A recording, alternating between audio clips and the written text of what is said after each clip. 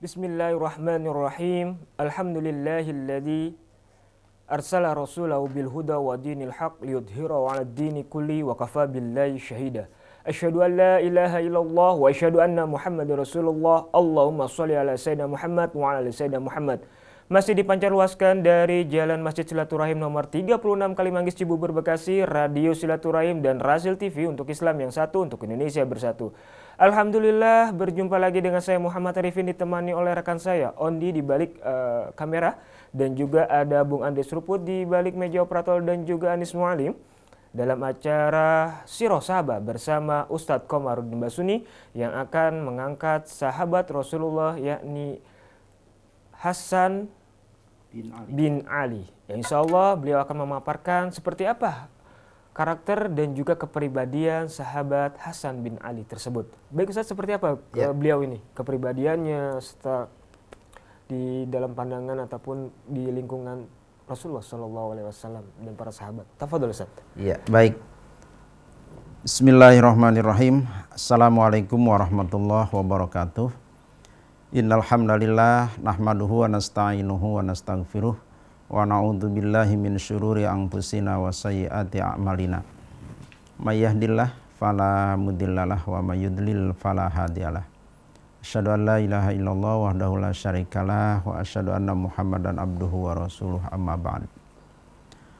Para pendengar Radio Silaturahim, khususnya yang ada di Jabodetabek, kemudian Sukabumi, Semarang, kemudian Jawa Timur, Batam, Singapura, Malaysia, Thailand, Filipina, dan negara-negara yang ada di Asia, juga yang ada di belahan dunia seperti di Australia, di Eropa, di Amerika.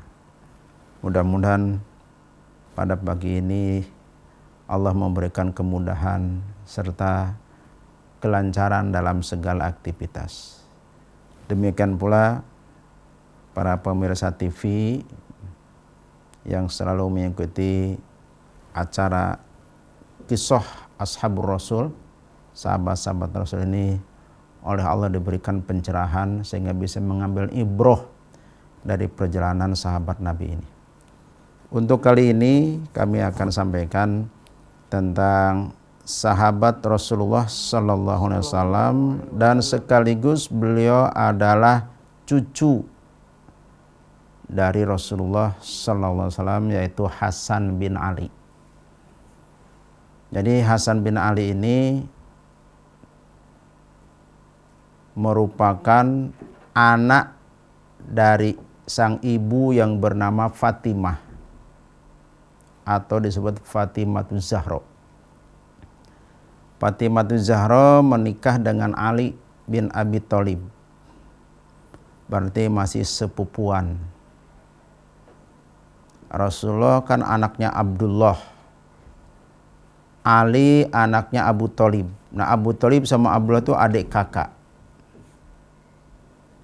Nah, Ali dinikahkan dengan anaknya Rasul yang bernama Fatimah. Dari pernikahan ini punya anak, diantaranya Hasan, ada lagi Husain dan lain sebagainya. Nah, Hasan pada saat beliau diberikan karunia oleh Allah Subhanahu wa taala, yaitu beliau itu punya wajah mirip seperti Rasul. Bayangkan. Ya, memang dari sonohnya air, laksana air yang bersih, otomatis ya ke bawahnya air bersih juga. Jadi Rasulullah punya anak bernama Fatimah. Fatimah punya anak Hasan. Nah, Hasan ini wajahnya hampir menyerupai Rasul. Putihnya, bentuknya hampir sama. Dan beliau sangat dikagumi oleh kaum Hawa karena kegantengannya, kemudian cara tutur katanya. Kalau beliau berbicara itu seolah-olah menusuk hati seseorang. Ini hebatnya Hasan bin Ali. Dan beliau memiliki istri yang cukup banyak, ya. Nah, saking banyak orang pengen dinikah sehingga beliau sudah sampai ke puncaknya 4, sehingga ada yang dicerai, nikah lagi. Beliau menurut riwayat yang kami baca punya istri sampai 9. Tapi bukan berarti 9 itu ada semua. Ya, ada yang meninggal, ada yang dicerai dan lain sebagainya. Tapi tetap tidak melebihi kapasitas dari yang diwenangkan oleh Allah bagi kaum laki-laki. Nah, beliau punya anak, kurang lebih anaknya 13. Ini Hasan ini. Nah, bagaimana ini Hasan bin Ali ini kisah perjalanan hidupnya? Pada saat beliau dilahirkan oleh ibunya yang bernama Fatimah, pada waktu itu pernikahan Ali dengan Fatimah itu pernikahan seperti seorang putri, karena beliau Fatimah putri Rasulullah dan beliau punya wajah yang masya Allah cantik, ya, Fatimah putri Rasulullah, maka digelari Az-Zahra. Fatimah itu Zahra. Zahra itu kalau bahasa gampangnya bunga yang sedang mekar. Ini biasanya identik dengan keumuman kaum wanita, itu selalu identik dengan bunga. Maka kalau orang senang kepada seorang perempuan itu hadiahnya bunga. Jadi bunga ini identik dengan seorang gadis yang sedang tumbuh mekar. Jadi hampir semua kepada bunga itu senang. Jarang orang yang tidak senang dengan bunga. Dari mulai anak kecil sampai orang dewasa itu senang sama bunga. Dan bunga ini disentuh tidak sembarangan makhluk. Kalaupun ada yang nyentuh, makhluk itu tidak bisa atau tidak mengganggu posisi itu bunga sendiri. Jadi bunganya utuh. Seperti binatang-binatang pada saat dia mengambil sari bunganya, itu bunganya nggak rusak. Nah, itu gambarannya seperti itu. Karena menjaga eksistensi bunga itu sendiri dan menjaga keindahan warna bunga dan lain sebagainya.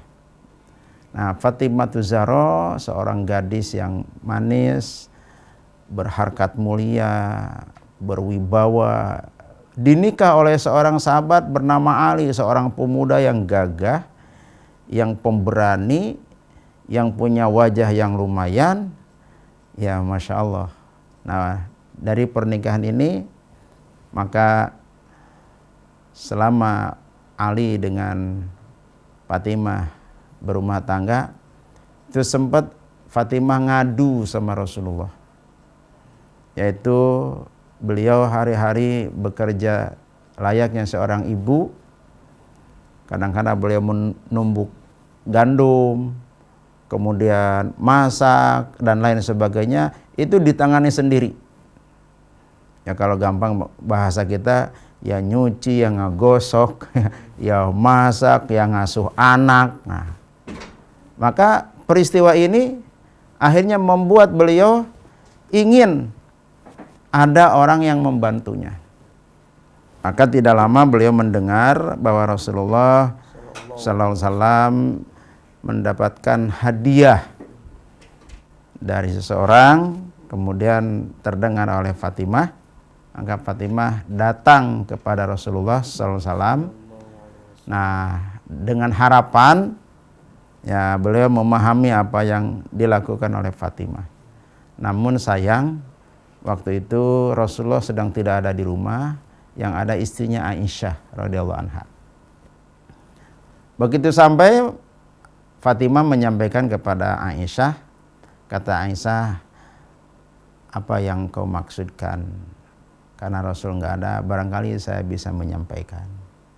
Nah, Fatimah nggak sampai hatilah menumpahkan apa yang akan disampaikan kepada ibunya, yaitu ibu tirinya Aisyah.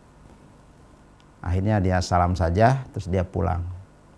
Begitu Rasulullah pulang, sallallahu alaihi wasallam, disampaikan oleh Aisyah, Kata Aisyah, ya Rasulullah SAW, bahwa tadi Fatimah datang ingin menyampaikan sesuatu kepada engkau.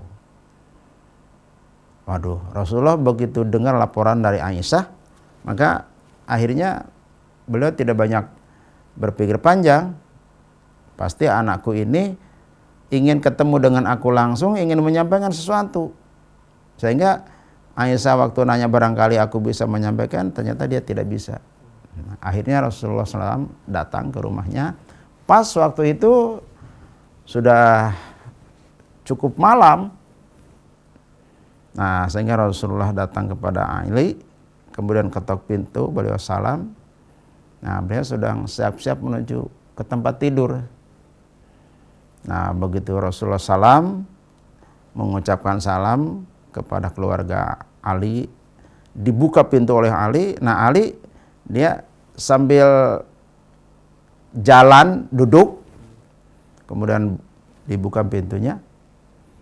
Begitu Ali mau bangun, katanya, ya udah nggak usah naik, udah di situ aja engkau, katanya. Nggak lama Fatimah datang.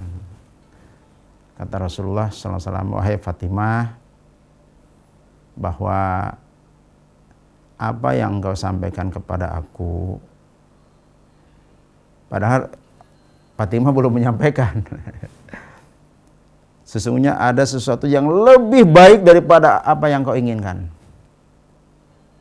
Artinya Rasulullah memahami bahwa Fatimah ya ingin ada yang membantulah di keluarganya.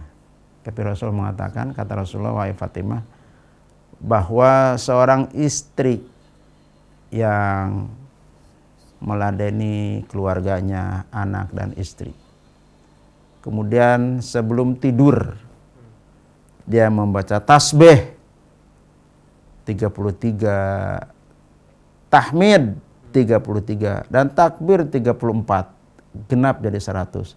Itu lebih baik daripada seseorang yang membantumu di rumahmu. Nah, jadi Rasulullah tahu bahwa niat kedatangannya supaya ada yang bantu di rumahnya.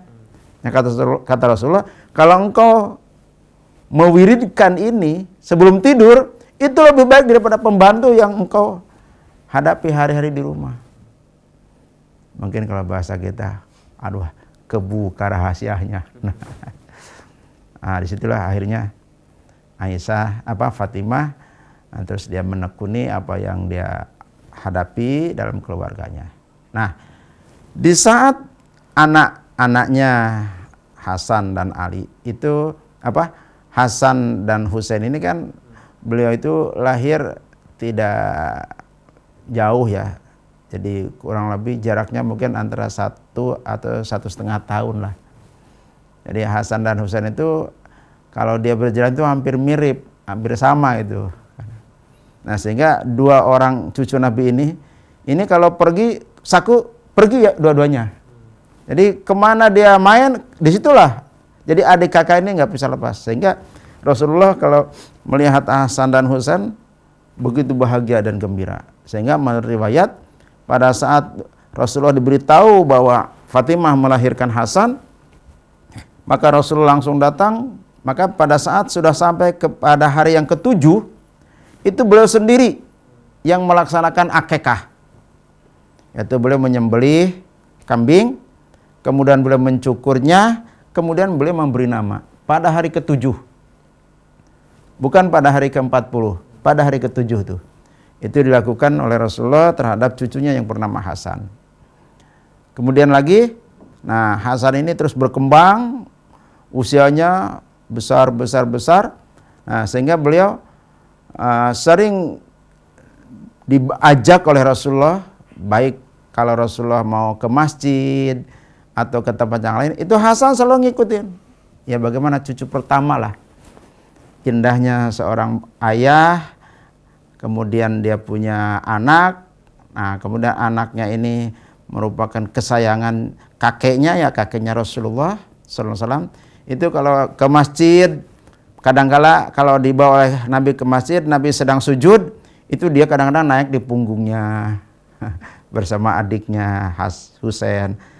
Sampai Rasulullah membiarkan biar dia tenang dulu, kalau sudah selesai baru bangun. Begitu terus, bagaimana kecintaan Rasul kepada Hasan. Kemudian Rasulullah satu saat memeluk wajah Hasan, dipeluk oleh beliau, kemudian beliau menciumnya.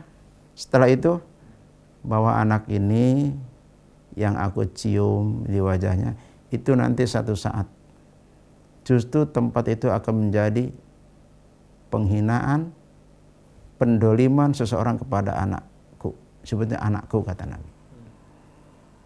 Nah, dan Rasulullah sering mengatakan ini anakku, karena maksudnya cucunya, karena sayang ayahnya dan sayang kakeknya, itu kakeknya lebih sayang kepada anak itu. Selesai itu, kemudian Rasul pernah mengatakan pula bahwa anakku ini nanti satu saat akan menjadi juru damai dua kelompok besar yang sedang bertikai. Ia akan menyelesaikan masalah itu. Nah, jadi bagaimana masih kecil Nabi sudah menyampaikan ini akan jadi juru damai. Nah, kalau sudah jadi juru damai, berarti wawasan, fasilitas, kemampuan ilmu itu harus luas. Kenapa? Karena orang yang dihadapi ini, yang bermasalah ini orang-orang besar. Dan ternyata dalam sejarah, pada saat beliau Hasan bin Ali dewasa, menjamani zaman Rasulullah, zaman Khulafaur Rasyidin, mulai Abu Bakar, Umar, Utsman, Ali. Nah, di zaman setelah Ali wafat, maka kaum muslimin di situ terbagi dua. Ada yang berpihak kepada Muawiyah bin Abi Sufyan yang ada di Syam, dan ada yang mereka yang membaiat Hasan sebagai khalifah pengganti Ali. Nah, Hasan bin Ali dengan ketajaman berpikir dan keluasan ilmu yang begitu luas, melihat peristiwa-peristiwa baik pada saat di zaman ayahnya.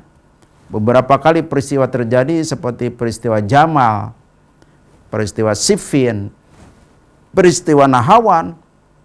Bahkan pada saat beliau diangkat jadi khalifah, Hasan ini terjadi masalah juga, yaitu akan terjadi ketegangan dengan Muawiyah bin Abi Sufyan. Artinya karena hampir setiap sholat itu seorang khatib kadangkala menyampaikan kata-kata kepada Ali dan keluarganya. Nah, Hasan bin Ali tahu peristiwa yang tidak mengenakan di kalangan tubuh kaum muslimin. Nah, beliau punya kesimpulan, ini kalau begini terus kaum muslimin saling caci, saling cerca, bagaimana mereka akan bersatu kembali?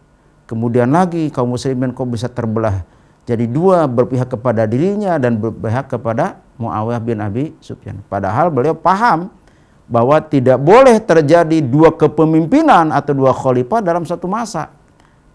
Kalau ada, itu harus dihapuskan yang satu. Maka dengan itu akhirnya Hasan bin Ali, beliau punya satu trik bagaimana permasalahan ini sehingga terjadi kedamaian. Nah, beliau mendahulukan kedamaian. Nah, dari kedamaian inilah beliau mengutus beberapa orang untuk berdialog dengan Muawiyah. Muawiyah menerima dialog tersebut dan disampaikan isinya kepada Hasan. Kemudian Hasan membuat satu proposal untuk mengadakan perdamaian dengan Muawiyah. Di antara isi persyaratan perdamaian yang akan diajukan oleh Hasan kepada Muawiyah, di antaranya bahwa kepemimpinan akan dipegang oleh satu orang.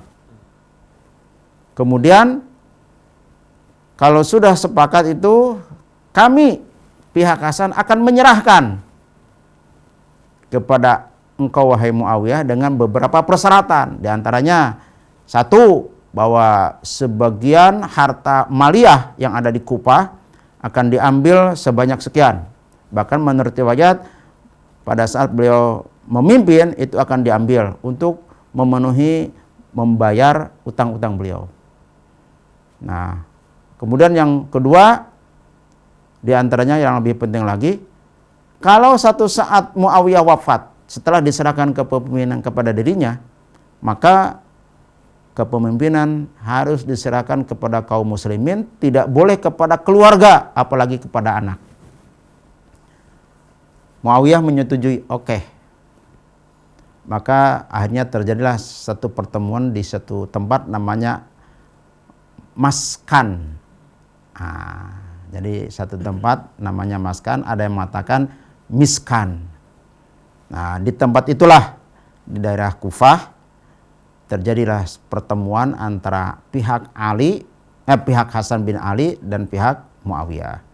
Nah, bagaimana setelah Hasan bin Ali melihat bahwa ada niat baik dari pihak Muawiyah, dan Muawiyah pun tahu niat baik daripada Hasan agar tidak terjadi konflik lagi di tengah-tengah kaum muslimin. Nah, sementara pihak-pihak luar baik Yahudi maupun Nasrani menghendaki muslimin ini agar ribut terus. Sebab kalau muslimin ini damai, berarti produk-produk mereka nggak laku. Karena peperangan itu memerlukan senjata. Nah, senjata yang diproduksi waktu itu kebanyakan oleh orang di luar muslim. Ya, kebanyakan dari bangsa Yahudi bikin senjata, panah dan lain sebagainya. Kan mereka beli. Nah, kalau tidak ada perang berarti kan nganggur nih, nggak laku. Akhirnya mereka berusaha. Bagaimana? Sehingga kehadiran Hasan bin Ali menciptakan kedamaian ini menjadi apa? Menjadi bumerang bagi mereka. Menjadi dendam kesumat. Kenapa? Karena produk mereka nggak laku lagi. Senjata-senjata yang dibuat nggak laku. Akhirnya mereka tetap berusaha. Nah, sehingga usaha ini menimbulkan kecemburuan, menimbulkan kedendaman.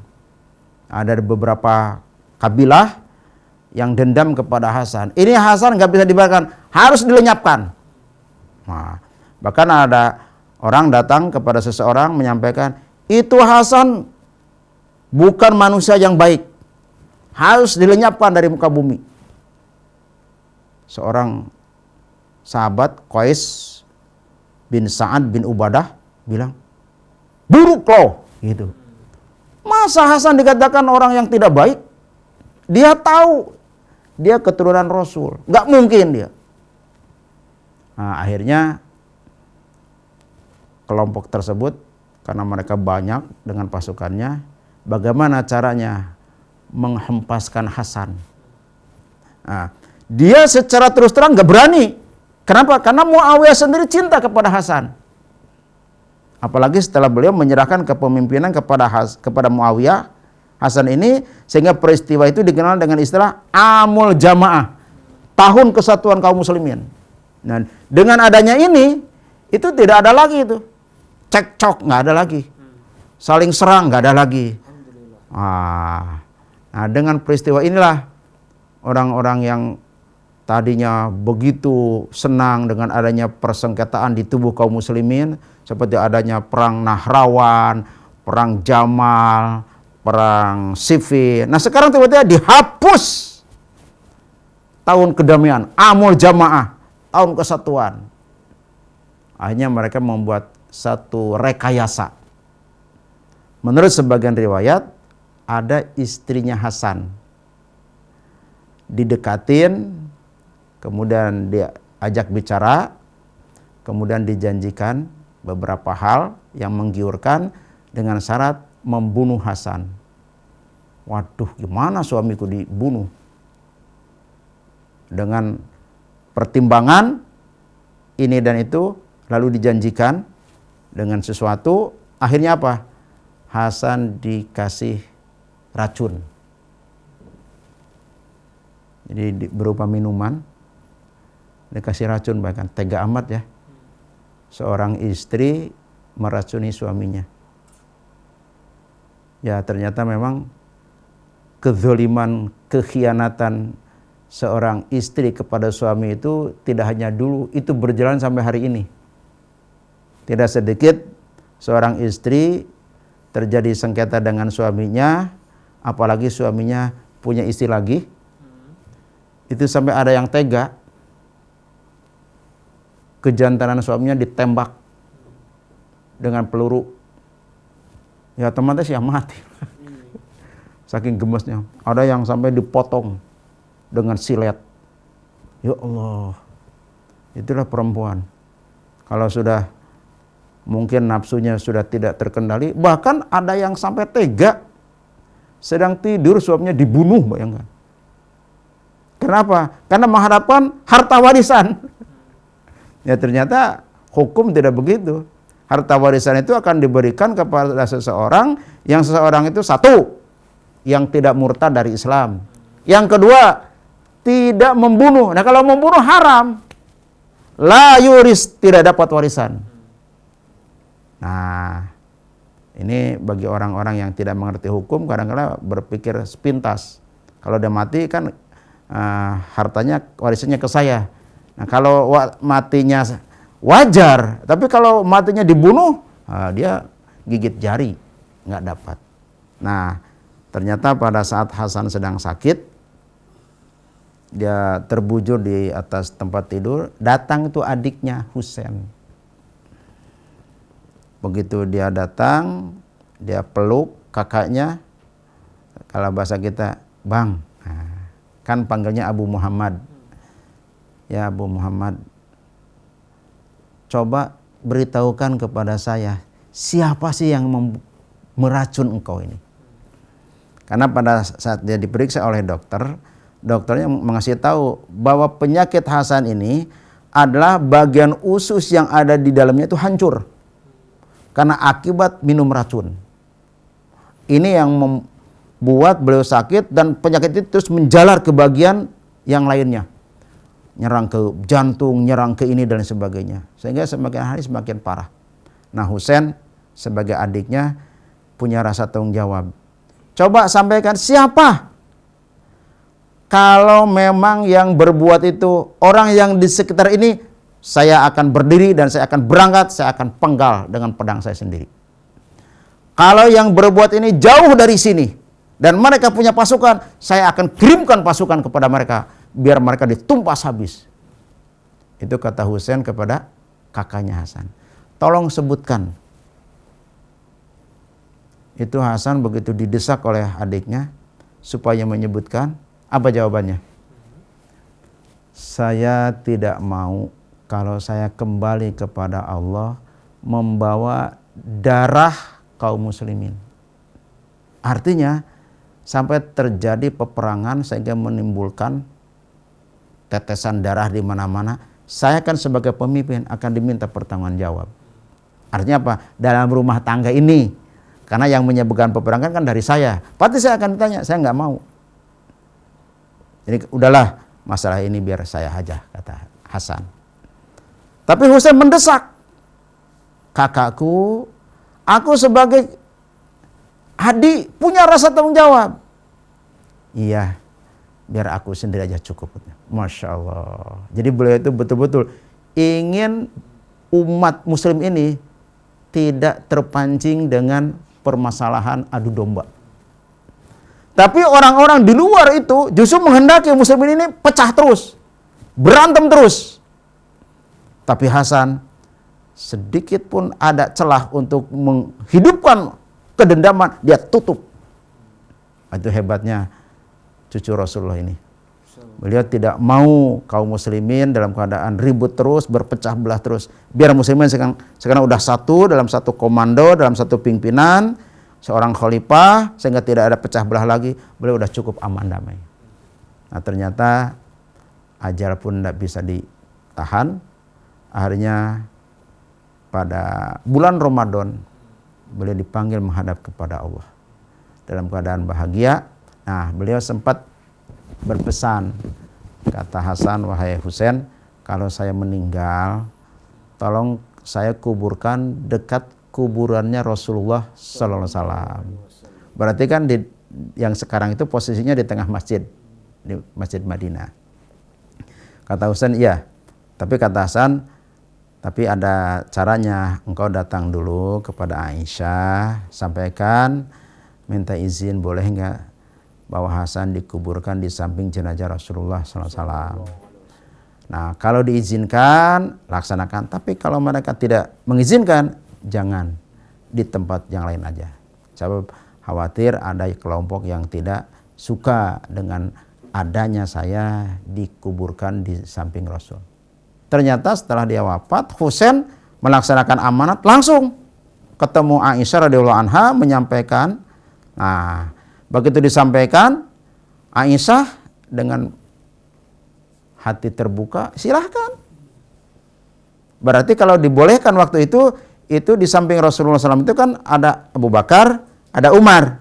Nah, kalau digali lagi, berarti ada tambahan Hasan. Tapi ternyata pada saat mau dikuburkan, wali kota Madinah, Marwan, waktu itu menolak. Tidak boleh. Kalaupun kami membolehkan, yang pantas itu Utsman. Di samping jenazah Rasul, Abu Bakar, Umar, itu Utsman. Utsman aja nggak di situ, dibake. Maka saya harapkan Hasan dibake saja. Akhirnya Husain setelah mendapatkan masukan, karena Hasan pun waktu itu mengatakan, ya kalau tidak ada yang suka jangan dipaksakan, daripada terjadi nanti gencatan terjadi konflik bersenjata di antara kaum muslimin. Akhirnya Husain harus mengendalikan diri, kemudian digalilah kuburan, dan Hasan bin Ali dikuburkan di Tanah Baqi. Itulah perjalanan sahabat Hasan bin Ali, seorang sahabat yang punya dedikasi yang tinggi, bagaimana muslimin ini hidup tentram, aman dan damai dalam satu komando, dalam satu pimpinan, sehingga mereka tidak terpecah belah. Beliaulah orang yang menjadi pionirnya untuk mengembalikan kaum muslimin dalam satu kepemimpinan. Demikian, wassalamualaikum warahmatullahi wabarakatuh.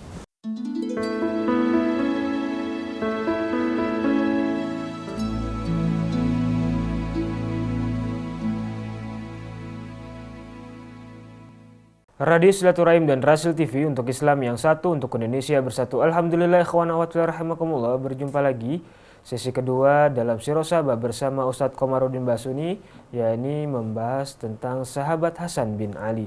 Beliau adalah seorang perdamaian, itu mendamaikan dua kubu ataupun dua sahabat yang bertikai di masa itu.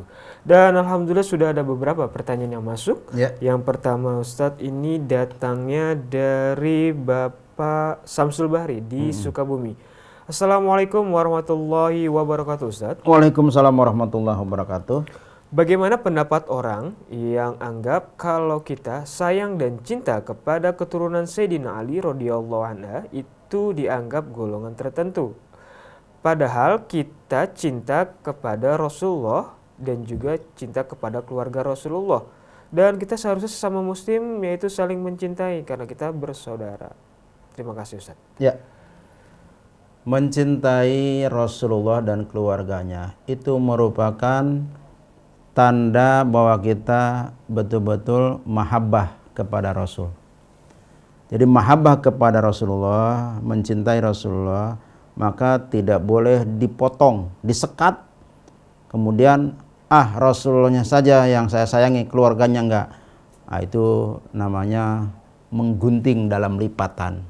Jadi kalau Rasulullah punya anak, Rasulullah punya keturunan, itu termasuk Ali Rasulullah. Keluarga Rasulullah itu kan dalam salawat disebut Allahumma sholli ala Muhammad wa ala Ali. Tuh. Jadi kita berdoa kepada Allah untuk Nabi Muhammad, juga untuk keluarganya. Jadi itu merupakan sunnah dari sunnah Rasulullah Sallallahu Alaihi Wasallam. Jadi kita mencintai Ali, mencintai Hasan, mencintai Husain, mencintai istri-istri Nabi yang lain, itu merupakan satu kemahabbahan seorang muslim kepada Rasulullah dan keluarganya. Dan tidak boleh diklaim oleh kelompok yang lain, karena itu memang merupakan fitrah seorang muslim yang meneladani kehidupan Rasulullah Sallallahu Alaihi Wasallam. Demikian. Ya, terima kasih Ustadz atas jawabannya dan semoga semakin menyatukan saudara-saudara kita sesama muslim. Amin ya rabbal alamin. Amin. Dan pertanyaan kedua juga masih di Sukabumi Ustadz dari Bapak Tarsidi. Assalamualaikum warahmatullahi wabarakatuh Ustadz. Waalaikumsalam warahmatullahi wabarakatuh Pak Tarsidi.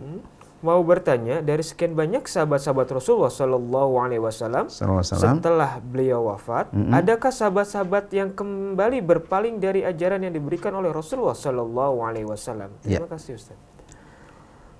Apa yang ditanyakan, apakah ada orang yang di zaman Rasulullah murtad kembali kepada ajaran? Ada. Bahkan tidak hanya pada saat Rasulullah wafat saja, waktu Rasulullah masih hidup pun itu ada orang yang murtad. Seperti siapa?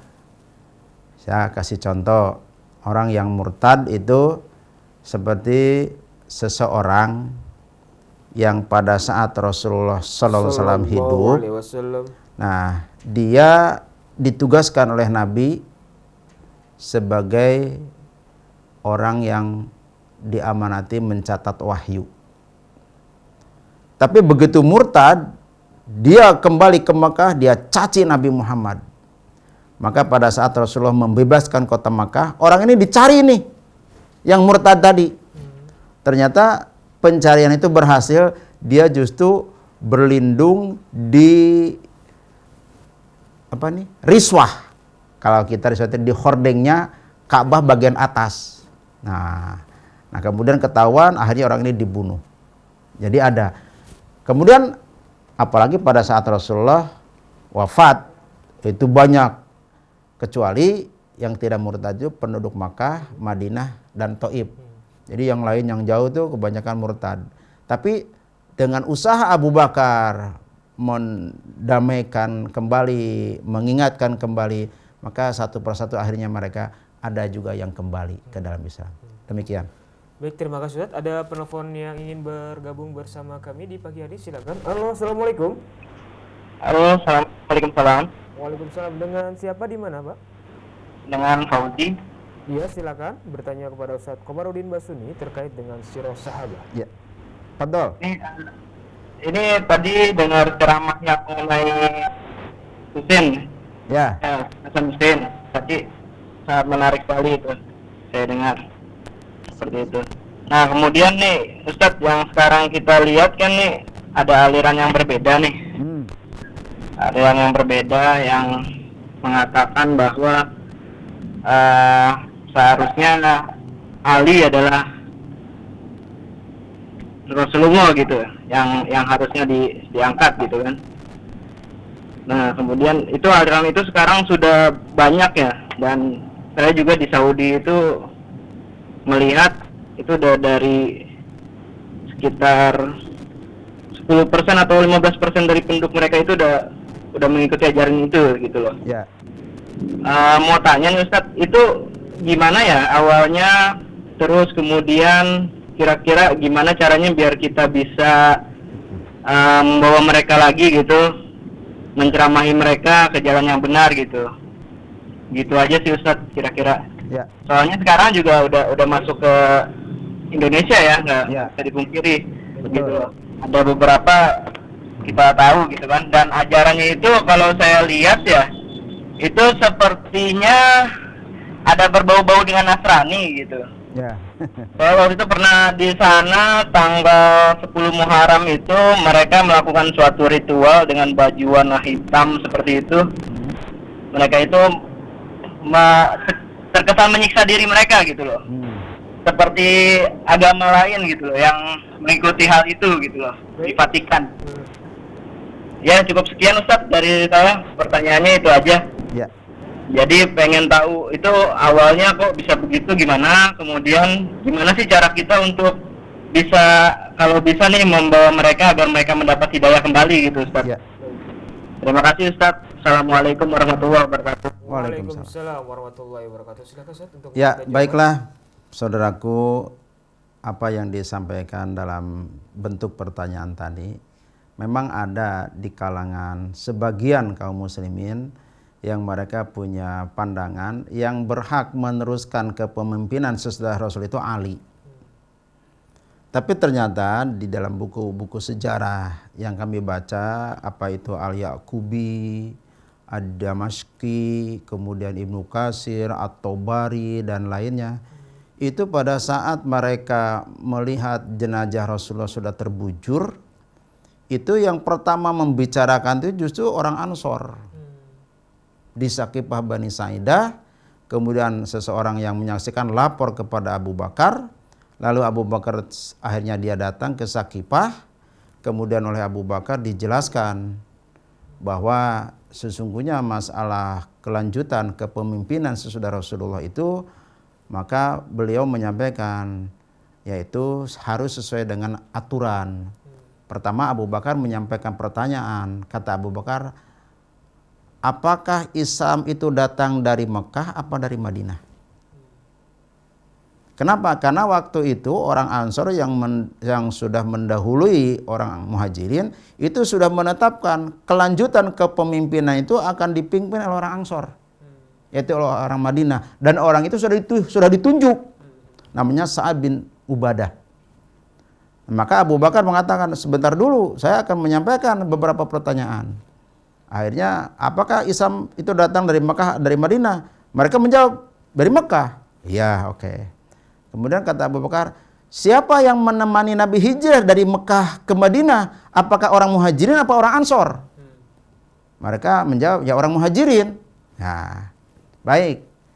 Kemudian Abu Bakar bertanya, bukankah Allah selalu mengatakan, minal muhajirin wala ansor, muhajirin didahulukan, ansor baru kemudian. Mereka bilang, iya benar.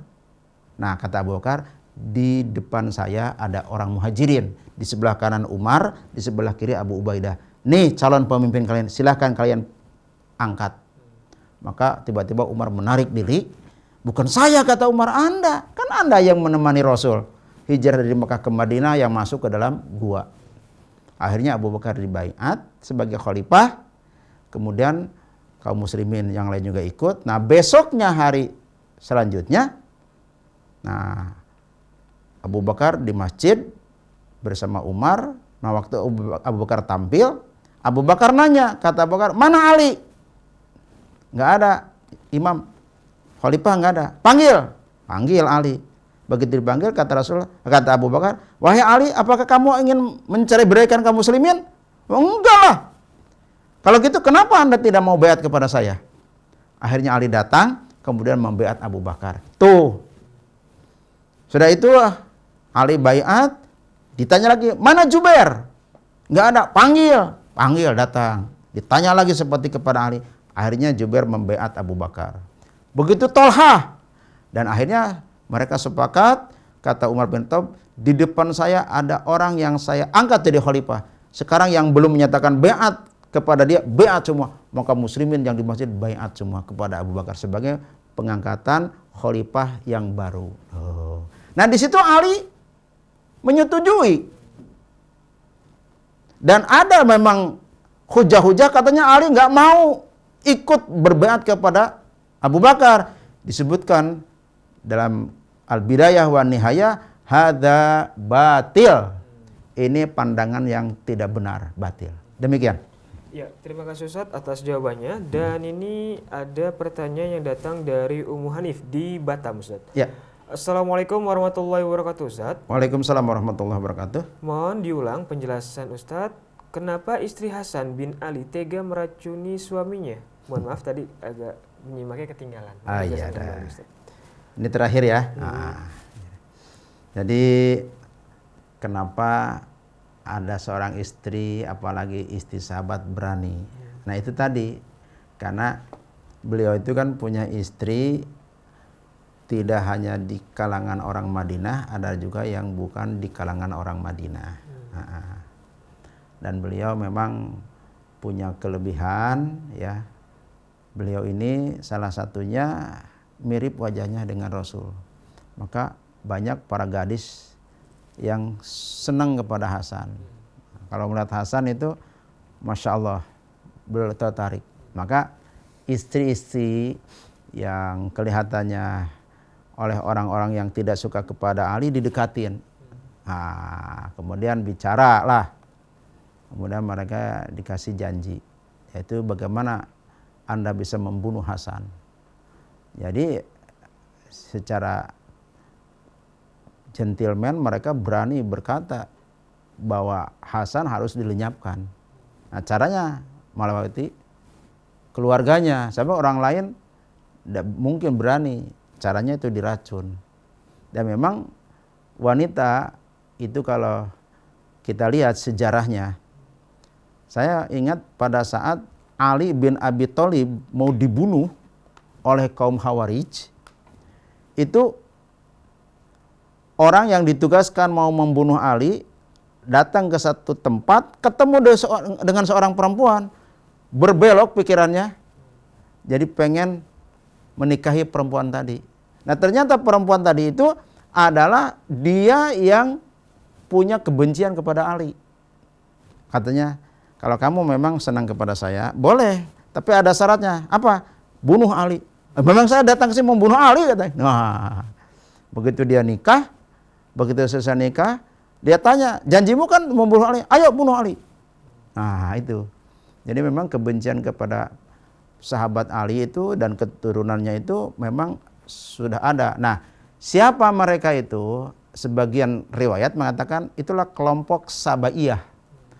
Sabaiyah itu pasukan-pasukan yang dipimpin oleh Abdullah bin Saba. Nah, itu Sabaiyah namanya. Ya, mereka kadangkala dia menyukai, kadang-kadang membenci. Nah, itu yang ekstrim. Makanya dalam kelompok itu ada beberapa aliran. Ada Imamiyah, ada Jaidiyah, ada macam-macam itu. Hampir ada 12 aliran.